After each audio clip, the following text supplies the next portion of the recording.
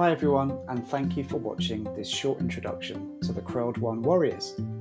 My name is Clatworthy, and I'm father to two children who have been diagnosed with a very rare condition called CRELD1. Now, this condition was only discovered in 2017. The initial research that put the gene on the map was a partnership between the National Institute of Health and Yale School of Medicine in the US. We're part of a very small Facebook community of about 15 families, predominantly based in the US. We also have a family in Canada and Australia, and we are the first family in the UK to get a diagnosis for our children. We live in a small town called Fleet in Hampshire. So what do we know about CRELD1 so far? CRELD1, otherwise known as cysteine rich with EGF-like domains 1, is a protein coding gene. Sequence changes in the gene are typically associated with the cause of atrioventricular septal defect, or AVSD.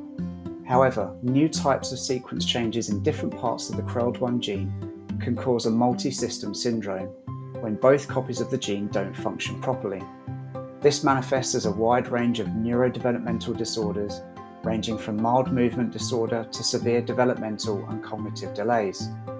To give you an idea of how rare it is, we are only aware of 21 children worldwide who have been diagnosed with CRELD1-related disorder. There are 6 things that are known to be associated with CRELD1-related disorder.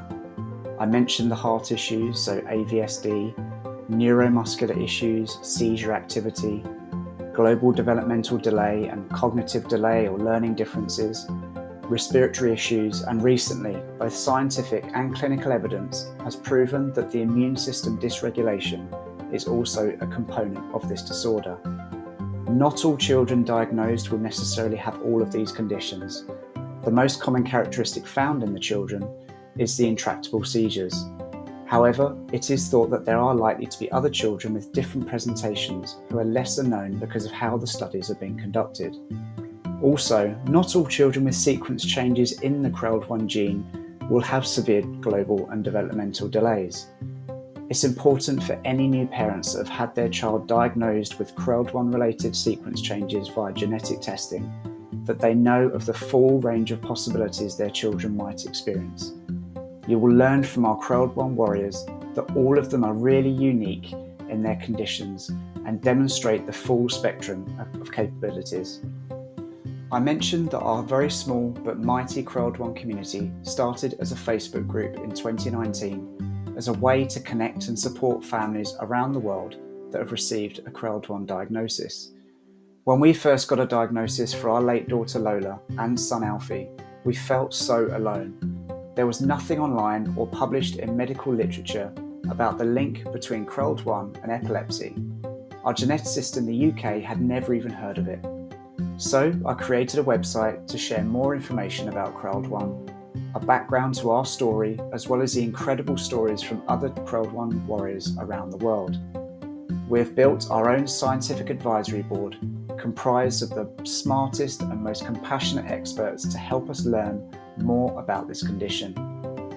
We have worked closely with Yale School of Medicine to publish the first medical paper on CRELD1, which means that this condition is now firmly on the map and can be recognised by medical bodies around the world.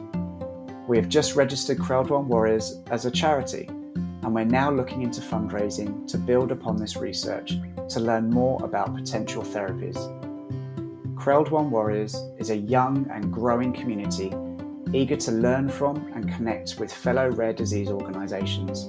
We are so proud to join REN to raise awareness for CRELD1 and ensure that no family feels alone on their journey. I look forward to sharing our experiences, learning together, and ultimately finding a cure for CRELD1. Alone we are rare, but together we are very strong. Thank you for listening.